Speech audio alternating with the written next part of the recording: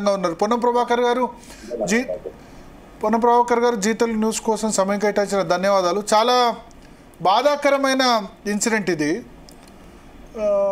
ఏంటి దీనిలో RTC bus మొన్న ప్రైవేట్ బస్సు ఇన్వాల్వ్ అయింది, వాళ్ళ ఆర్టీసీ బస్సు ఇవాళ దీనిలో ఇన్వాల్వ్ అయిన ఘటన. డ్రైవర్ కూడా చనిపోయారు అన్ఫార్చునేట్లీ.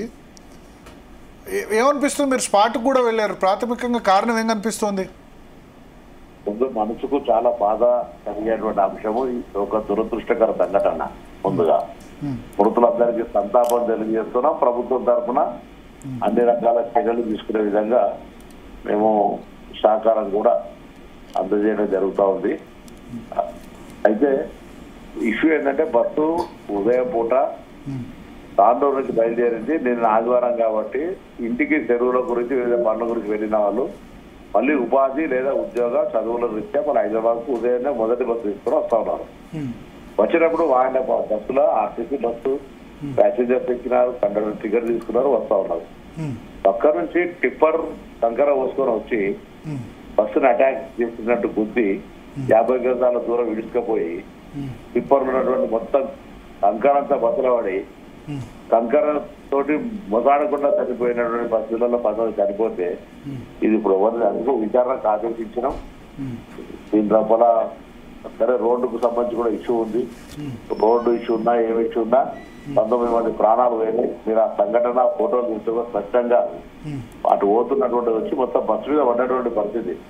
అంటే అందులో ఆర్టీసీ బస్సు డ్రైవర్ సంబంధించి ఎటువంటి తప్పు కనిపించట్లేదు, ఓన్లీ టిప్పర్ డ్రైవర్దే నిర్లక్ష్యం కనిపిస్తుందా? అది విచారణలు చెప్తారు. అక్కడ ఉన్నటువంటి సర్కమ్స్టెన్సెస్ అట్లున్నాయి. నేనేమంటున్నా, ఏదేమైనా టిప్పరు ఒక transport goods vehicle, bus passenger vehicle. ఇక్కడ జరిగిన ప్రమాదం రాంగ్ రూట్ లో వచ్చిందా సార్? టిప్పర్ ఏమైనా రాంగ్ రూట్ లో వచ్చిందా, కరెక్ట్ గానే వెళ్తుంది? యాక్చువల్లీ డివైడర్ లేదు, ఎదురెదురుగా వస్తుంది. ఆ వెహికల్ ఇటు వస్తుంది, తాండూరు నుంచి ఈ వెహికల్ అటు పోతుంది. సో అక్కడ ఉన్నటువంటి ప్రాథమిక నివేదిక ప్రకారంగా ఆల్రెడీ డిపార్ట్మెంట్ ఎంక్వైరీ చేసినాము. డిపార్ట్మెంట్ ఎంక్వైరీ వస్తుంది. 2 బండ్లకు ఫిట్నెస్లు ఉన్నాయి, 2 బండ్లకు ఇన్సూరెన్స్లు ఉన్నాయి, 2 బండ్లకు కూడా వ్యాలిడిటీ అంత లీగల్ గా ఉంటుంది. బట్ లీగల్ కాదు కదా. అవును, లీగల్ పరంగా చూస్తే ఎటువంటి ఇబ్బంది లేదు. అంటే 2 బండ్లకు కూడా అన్ని రకాల సర్టిఫికెట్. అయితే ఒకటి, ఈ టిప్పర్ కంకర వేసినప్పుడు ఏదో పైన కవర్స్ ఇటువంటివి కప్పాలి. అటు దుమ్మువాడి ఏదైనా జరిగితే అది ఈ దుమ్ముకు సంబంధం లేదు. కంకర మొత్తం బోర్ర టిప్పర్ మీద ఎంత స్పీడ్ కవర్ ఉన్నా కూడా అది ఆగది. అది ఉందని చెప్తున్నారు. మళ్ళీ ఈవినింగ్ రివ్యూ చేసినా అది ఏమని చెప్పి స్పీడ్ లిమిట్ ఉంది అంటున్నారు. స్పీడ్ లిమిట్ సహా చెప్తారు.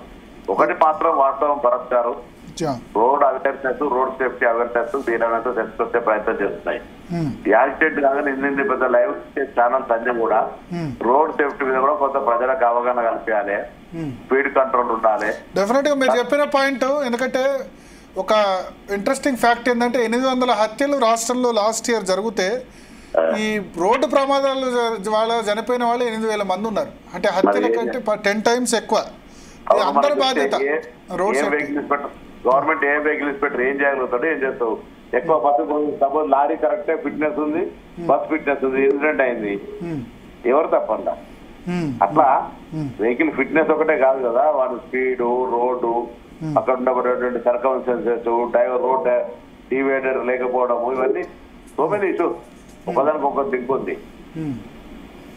సో అంటే మొన్నకు సంబంధించేమో క్లియర్గా కర్నూలులో జరిగిన ఇన్సిడెంట్ ఏమో అది తాగి ఉన్న మైకల్లో వాళ్ళు బైక్ ఢీకొని అది అట్లా జరిగింది. ఒకటి డ్రంక్ అండ్ డ్రైవ్, రెండోది ఇటువంటి ఇష్యూస్, ఈ travels related, drivers related issue.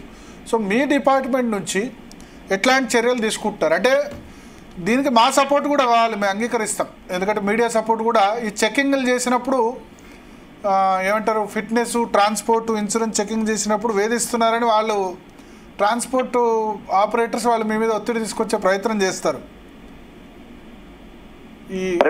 ఇప్పుడు ఇన్స్టిట్యూషన్ డిపార్ట్మెంట్ అంటే మంచి చెడు అంతా ఉంటుంది.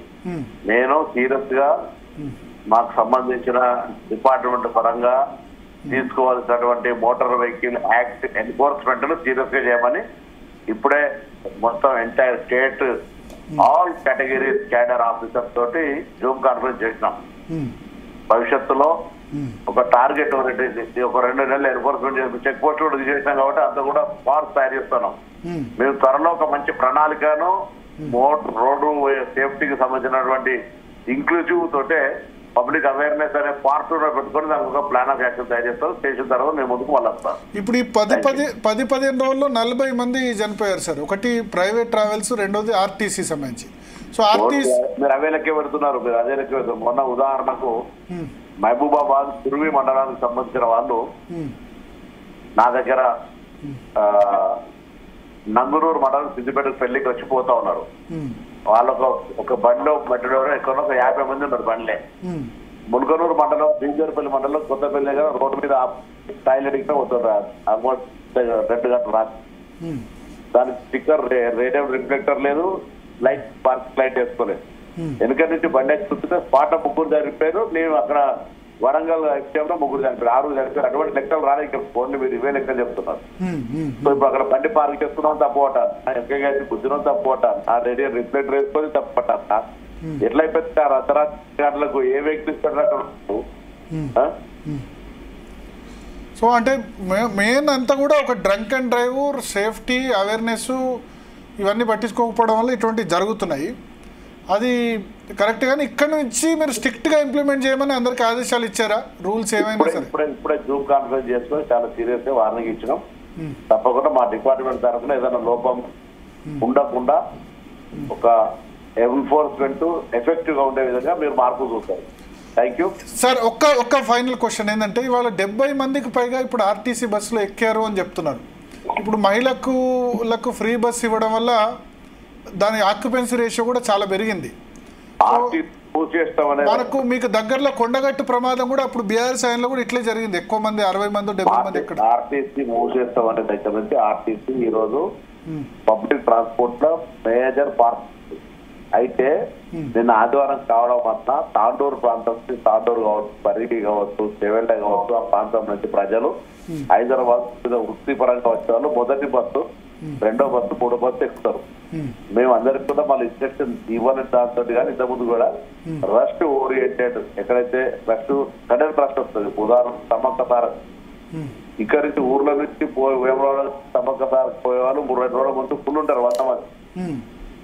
మళ్ళీ ఖాళీ చేస్తారు. మళ్ళీ 2 రోజుల తర్వాత మళ్ళీ అక్కడ నుంచి రిటర్న్ 100 మంది వస్తుంటారు. అది ఒక సైంటిఫికల్ అసెస్ చేసుకొని చేయాలి. ఇది near by 100 kilometres Hyderabad. Monday morning అంతా కూడా ఇంప్రూవ్మెంట్ చేస్తారు. ఇవన్నీ చేస్తాం. బస్సులో 70 మంది ఎక్కడం అనేటువంటిది చట్టరీత్యా ఇబ్బంది కావచ్చు, కానీ ప్రజలకు సౌకర్యం కలిగేయడానికి మధ్యలో దారిపై బస్సు ఆపకపోతే కూడా ఇబ్బంది కదా.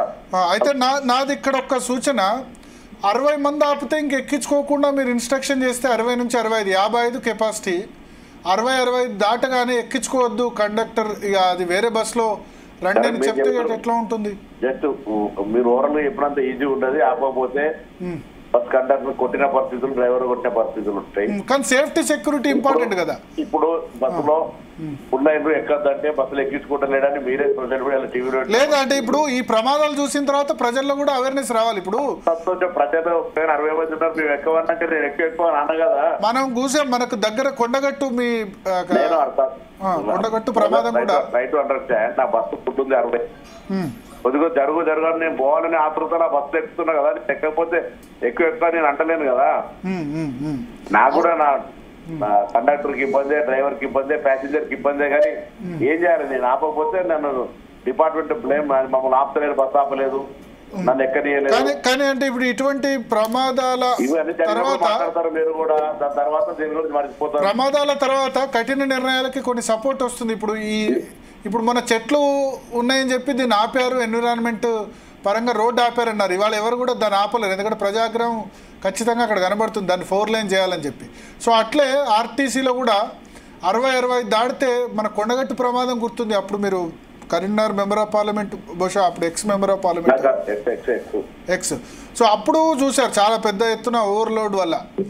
సో దీని దిశగా చర్యలు తప్పకుండా మ్యూచువల్ ఇన్సిడెంట్ జరిగిన రోజే కాదు, భవిష్యత్తులో కలిసి ఇటువంటి చర్యలు తీసుకుందాం. దయచేసి ధన్యవాదాలు, నమస్కారం. థ్యాంక్ యూ పొన్నం ప్రభాకర్ గారు. సో